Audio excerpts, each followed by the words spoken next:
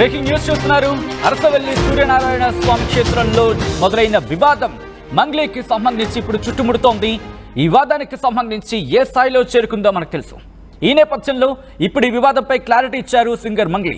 తనపై తప్పుడు ప్రచారం జరుగుతోందంటున్నారు ఆమె.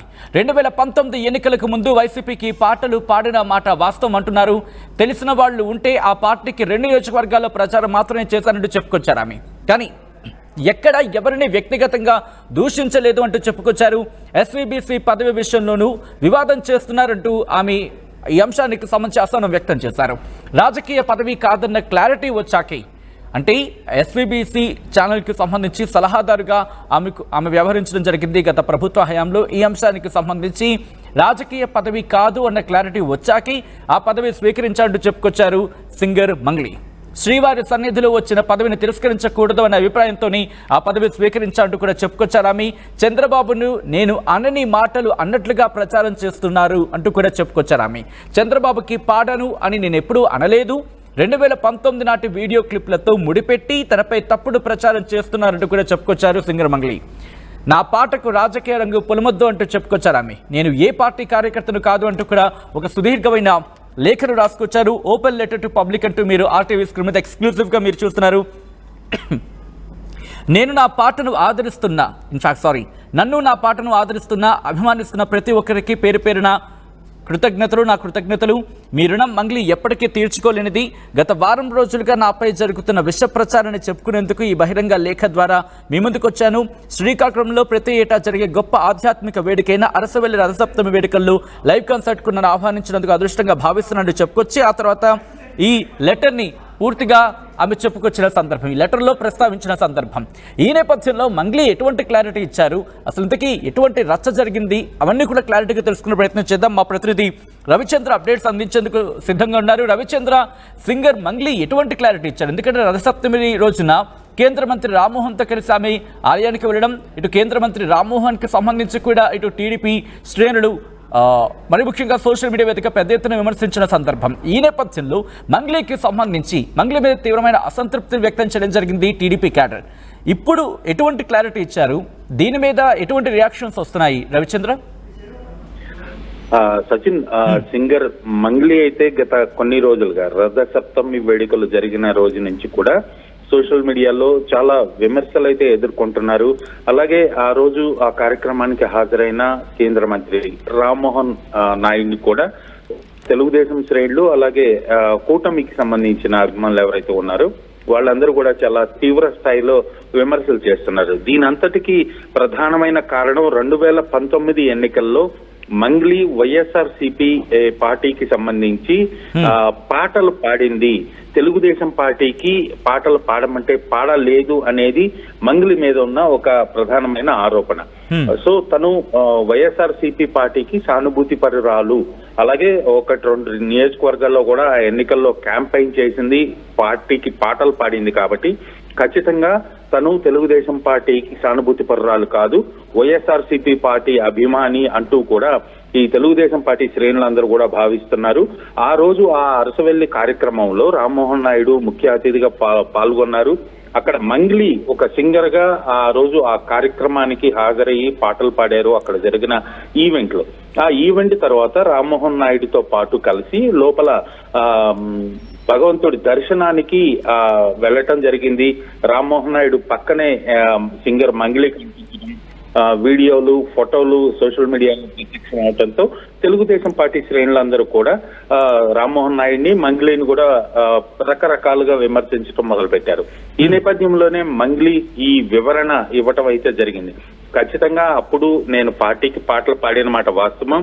ఒకరిద్దరు నాకు తెలిసిన వాళ్ళు ఉంటే వాళ్ళకి క్యాంపెయిన్ చేశాను, అంతే తప్ప నేను ఏ పార్టీ జెండా మోయలేదు, ఎవరిని ఇతర పార్టీల వాళ్ళని ఎవరిని కూడా నేను విమర్శించలేదు. అసలు నా కళాకారిణిగా నాకు ఏ పార్టీతో కూడా సంబంధం లేదు అంటూ ఆవిడ వివరణ ఇవ్వటం అయితే జరిగింది.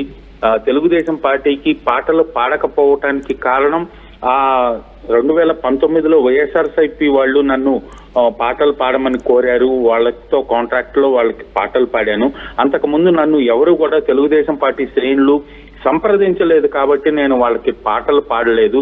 వైఎస్ఆర్సీపీకి పాడిన తర్వాత నన్ను వైఎస్ఆర్సీపీ పార్టీ సానుభూతిరాలుగా భావించి నన్ను పాటలు పాడమని టీడీపీ వాళ్ళు కానీ ఇతర పార్టీల వాళ్ళు కానీ ఎవరు అడగనందున నేను పాటలు పాడలేదు. అంతే తప్పితే నేను ఏ పార్టీ సానుభూతి పరురాలని కాదు అంటూ ఆవిడ వివరణ ఇవ్వటం అయితే జరిగింది. అలాగే కొంత ప్రచారం అయితే జరిగింది. చంద్రబాబు నాయుడిని మంగ్లీ విమర్శించింది అంటూ కూడా రీసెంట్ గా ఒక వారం రోజుల నుంచి ప్రచారం జరుగుతున్న నేపథ్యంలో చంద్రబాబు నాయుడు గురించి కూడా మంగ్లీ వివరణ ఇవ్వటం అయితే జరిగింది. సో ఇటువంటి నేపథ్యంలో మంగ్లీ లీగల్ గా ముందుకు వెళ్ళే అవకాశం అయినా కనిపిస్తోంది. ఎందుకంటే సోషల్ మీడియాలో తన మీద విపరీతమైన ప్రచారం జరుగుతోందంటూ ఫేక్ ప్రచారం జరుగుతున్నట్టు లేఖలో ప్రస్తావించిన నేపథ్యంలో లీగల్ గా ముందుకు వెళ్ళే ఆలోచనలు ఏమైనా చేస్తుందా మంగ్లీ? అంటే వస్తున్న విమర్శలకు తన వైపు నుంచి మొదటి ప్రయత్నంగా ఫస్ట్ స్టెప్ గా ఈ రోజు అయితే తను చాలా క్లియర్ గా వివరణ ఇవ్వటం అయితే జరిగింది. సో ఈ వివరణకు కూడా సంతృప్తి చెందకుండా ఇలాగే సోషల్ మీడియాలో తన మీద ట్రోల్ చేస్తూ మానసికంగా ఏదైనా వేదనకు గురి చేస్తే ఖచ్చితంగా తను లీగల్ గా యాక్షన్ తీసుకునే అవకాశం కూడా ఉంది. సో ఈ వివరణ అయితే చాలా సంతృప్తికరంగానే ఉందనుకోవచ్చు. ఖచ్చితంగా తను చాలా క్లియర్ గా అక్కడ జరిగిన సంఘటన గురించి వివరంగా విపులిస్తూ ఆ లెటర్ లో రాశారు. అలాగే ఒక ఆడబిడ్డగా నన్ను ఏ పార్టీ వాళ్ళైనా అక్కడ పాటలు పాడి ఆ కార్యక్రమానికి దేవుడి కార్యక్రమానికి వచ్చాను కాబట్టి వాళ్ళు నన్ను దైవ దర్శనానికి తీసుకువెళ్ళటం అనేది తప్పు కాదు, ఎవరైనా తీసుకువెళ్తారు. రామ్మోహన్ నాయుడు గారు కూడా అదే పని చేశారు అంటూ కూడా దానికి వివరణ ఇవ్వటం అయితే జరిగింది. అలాగే చంద్రబాబు నాయుడు గురించి కూడా ఒక మంచి రాజకీయ నాయకుడిగా ఆయన గురించి తను భావిస్తున్నట్లుగా ఆయన్ని అభిమానిస్తాను అన్నట్లుగానే ఒక క్లియర్ మెసేజ్ అయితే ఇచ్చారు.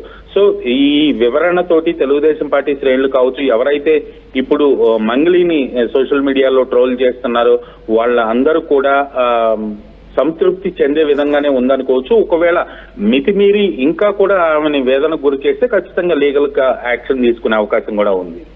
అంటే తన మీద ఇప్పుడు విష ప్రచారం జరుగుతోంది అని అర్థం వచ్చేలా మీ లెటర్ని రిలీజ్ చేశారు కాబట్టి ఇక్కడ హోంమంత్రిని కావచ్చు, లేకపోతే అక్కడ జనసేనకు సంబంధించి, ఎందుకంటే ఇక్కడ డిప్యూటీ ముఖ్యమంత్రిగా పవన్ కళ్యాణ్ ఉన్నారు, at the same time cinematography మంత్రిగా జనసేనకు సంబంధించిన మంత్రులు ఉన్న సందర్భం. సో ఇటువంటి సినారియోలో వెళ్ళి ఇటు డిప్యూటీ ముఖ్యమంత్రి పవన్ కళ్యాణ్ కలిసి ఎస్ నాకు ఇలా జరుగుతోంది అని చెప్పి తన ఆవేదన పంచుకునే అవకాశం కనిపిస్తోందా?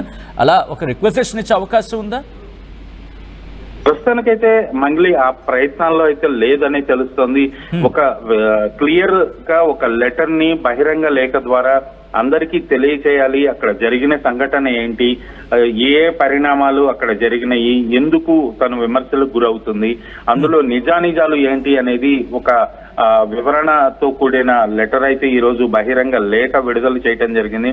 ఖచ్చితంగా ఈ లేఖ వచ్చిన తర్వాత కూడా తనకి అలాంటి చేదు అనుభవాలు ట్రోల్స్ కనుక ఎదురైతే ఖచ్చితంగా ముఖ్యమంత్రికి కావచ్చు, లేదంటే హోంమంత్రికి, లేదా జనసేన నాయకుడికి కావచ్చు. ఎందుకంటే జనసేన నాయకుడు పవన్ కళ్యాణ్ సినిమా పరిశ్రమతోటి దగ్గరగా ఉన్న వ్యక్తి కాబట్టి తనకి ఇలా అందుబాటులో ఉన్న అధికారులకు కావచ్చు, మంత్రులకు కావచ్చు, పోలీసు అధికారులకు కావచ్చు తను కంప్లైంట్ చేసే అవకాశం ఉంది. అలాగే లీగల్ గా కూడా ప్రొసీడ్ అయ్యే అవకాశం ఉంది. రైట్ రవిచంద్ర, ఒక్కసారి మీరు లైన్లో ప్రయత్నం చేయండి. ఆ లెటర్ని ఒకసారి చదివించే ప్రయత్నం చేస్తాను, ఎందుకంటే కనుక సుదీర్ఘమైన లెటర్ని మెన్షన్ చేశారు మంగ్లీ. ఒకసారి ఆ లెటర్ని చూసే ప్రయత్నం చేద్దాం. నన్ను నా పాటను ఆదరిస్తున్న అభిమానిస్తున్న ప్రతి ఒక్కరికి పేరు పేరున నా కృతజ్ఞతలు. మీ రుణం మంగ్లీ ఎప్పటికీ తీర్చుకోలేనిది. గత వారం రోజులుగా నాపై జరుగుతున్న విష ప్రచారాన్ని చెప్పుకునేందుకే ఈ బహిరంగ లేఖ ద్వారా మీ ముందుకు వచ్చాను. శ్రీకాకుళంలో ప్రతి ఏటా జరిగే గొప్ప ఆధ్యాత్మిక వేడుకైన అరసవల్లి రథసప్తమి వేడుకల్లో లైవ్ కన్సర్ట్కు నన్ను ఆహ్వానించినందుకు అదృష్టంగా భావిస్తున్నాను. ఈ మ్యూజికల్ ఈవెంట్ ఎంత పెద్ద సక్సెస్ అయిందో మీ అందరికీ తెలుసు. శ్రీకాకుళం ప్రజలు నాపై చూపిన అభిమానం ఈ జన్మలో మరువలేనిది.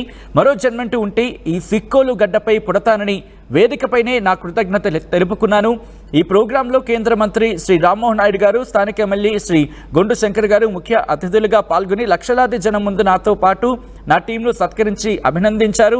కార్యక్రమం అనంతరం తొలిసారిగా ప్రత్యక్ష దైవం శ్రీ సూర్య భగవానుని ఆలయాన్ని దర్శించాలనుకున్న సందర్భంలో కేంద్ర మంత్రి రామ్మోహన్ నాయుడు గారి కుటుంబం ఒక కళాకారునిగా నన్ను వాళ్లతో పాటు ఆహ్వానించారు. ఇక్కడ మంత్రి గారు, ఎమ్మెల్యే గారి స్థానంలో ఎవరున్నా దైవ దర్శనం భాగ్యం కల్పించేవారు. కార్యక్రమం విజయవంతమైన సందర్భంగా ఆ కుటుంబం నన్ను ఒక ఆడబిడ్డగా ఆశీర్వదించారు. గొప్ప మనస్సుతో కళాకారునిగా నన్ను గౌరవించడం తప్పవుతుందా? దేవుని కార్యక్రమానికి ఒక రాజకీయ పార్టీ ముద్ర వేసి ఆరోపణలు చేయడం అన్యాయం కాదా అంటూ ప్రశ్నలను సంధించడం జరిగింది. 2019 ఎన్నికలకు ముందు వైఎస్ఆర్సీపీకి చెందిన కొందరు లీడర్లు సంప్రదిస్తే పాట పాడాను. దాని తర్వాత 2 నియోజకవర్గాల్లో క్యాంపెయిన్ చేశాను.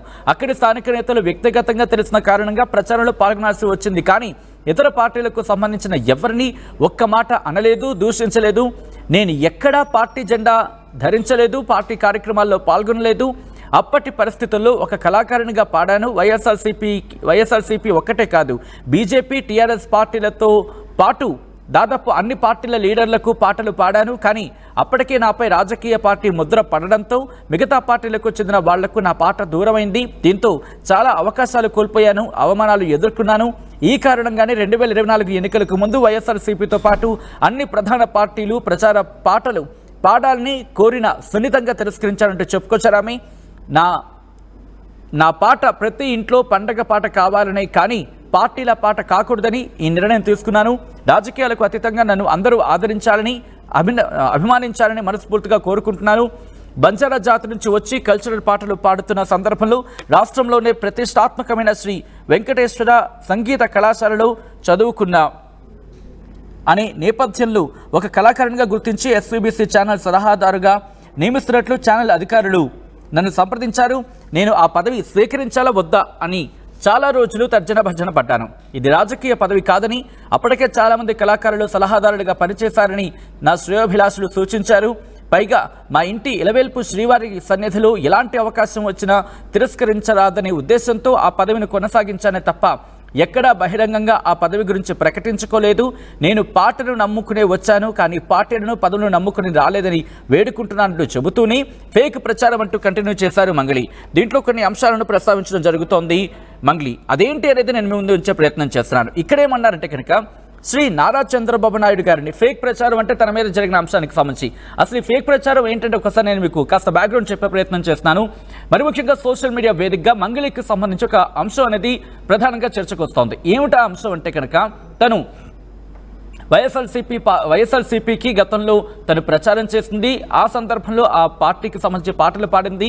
ఈ నేపథ్యంలోనే చంద్రబాబుకి సంబంధించి చంద్రబాబు పేరు ప్రస్తావించను, చంద్రబాబు పేరంటే నాకు ఇష్టం లేదు అనే అర్థం వచ్చేలా కొన్ని వ్యాఖ్యలు చేస్తున్నట్టు టీడీపీ క్యాడర్ అంటూ కొన్ని సోషల్ మీడియా వేదికగా ఇటు మంగళి మీద ఒక ప్రచారం జరుగుతుంది, ఒక ఆరోపించడం జరుగుతుంది సోషల్ మీడియా వేదిక అంశానికి సంబంధించి.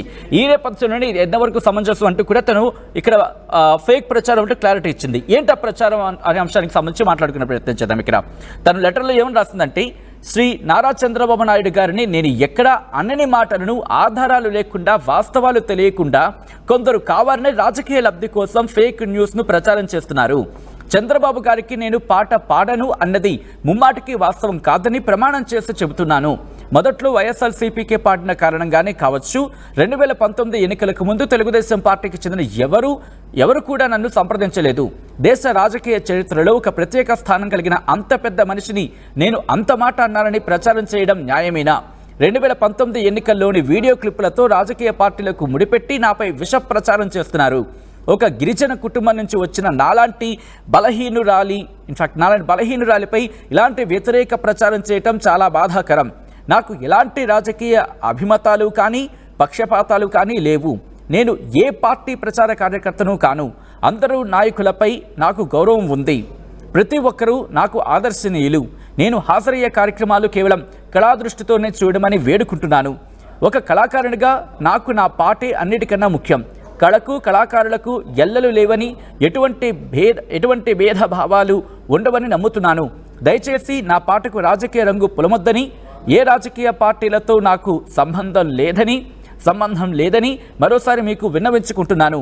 మీ ఇంటి ఆడబిడ్డగా నన్ను, నా పాటను ఇలాగే ఆదరిస్తారని, ఆశీర్వదిస్తారని కోరుకుంటూ మీ మంగ్లీ అంటూ కూడా మీ అందరి మంగ్లీ అంటూ తను ఆ లెటర్ని రిలీజ్ చేస్తుంది. ఆ లెటర్కి సంబంధించి ప్రస్తుతం ఇప్పుడు డిస్కషన్ జరుగుతోంది. ఎందుకంటే కనుక చాలా పెద్ద ఎత్తున చర్చ జరిగింది. ఇటు కేంద్ర మంత్రి రామ్మోహన్ నాయుడుతో మంగ్లీ అరసవల్లి సూర్యనారాయణమూర్తి దర్శనానికి వెళ్ళడం, ఆ దర్శనానికి సంబంధించి పెద్ద ఎత్తున సోషల్ మీడియాలో చర్చ జరుగుతోంది.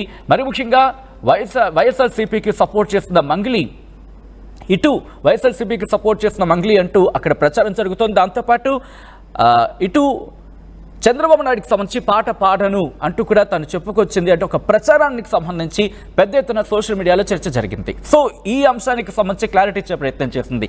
ఇది ఎంతవరకు సమంజసం, మీరు ఇలా అనడం ఎంతవరకు సమంజసం? ఎస్, నేను పాట పాడాను, ప్రచారం చేశాను, కానీ ఎక్కడా వ్యక్తిగతంగా దూషించలేదు, ఎవరిని ప్రశ్నించలేదు, ఎవరిని నేను అనలేదు. నేను అనని మాటలని నేను గతంలో ఎక్కడ అటువంటి వ్యాఖ్యలు చేయలేదు, కానీ నేను చేయని వ్యాఖ్యలని చేశారు అన్నట్టుగా సోషల్ మీడియాలో ప్రచారం చేయడం ఎంతవరకు సమంజసం అంటూ ఆమె ప్రశ్నించడం జరుగుతోంది. ఎస్, క్యాంపెయిన్ చేశాను, నేను పాటలు కూడా పాడాను, వైఎస్ఆర్సీపీకి పాటలు పాడాను, at the same time campaign చేశాను. కానీ అక్కడ వ్యక్తిగతంగా తెలిసిన నియోజకవర్గాలకు సంబంధించి అక్కడ నాకు వ్యక్తిగతంగా తెలిసిన నియోజకవర్గాలకు సంబంధించి అంటే వాళ్ళు తెలుసు నాకు, ఆ నేపథ్యంలో వాళ్ళకు నేను క్యాంపెయిన్ చేశాను తప్ప ఎక్కడ పార్టీ కండువా వేసుకోలేదు, ఎక్కడ పార్టీకి సంబంధించి కావచ్చు లేకపోతే వ్యక్తులకు సంబంధించి నేను ఎక్కడ దూషించలేదు, వ్యక్తిగత దూషణ కావచ్చు, వ్యక్తిగతంగా ఎవరిని టార్గెట్ చేయలేదంటూ తను చెప్పుకొస్తోంది. సో ఇక్కడ ఈ వివాదానికి ఇక్కడితో ఫుల్ స్టాప్ పడుతుంది అనేది ఆసక్తికరంగా మారింది. లేదు, ఇది ఇంకా కంటిన్యూ అవుతుంది అనేది ఇప్పుడు కూడా ఇంకొక చర్చకు దారితీస్తుంది. ఒకవేళ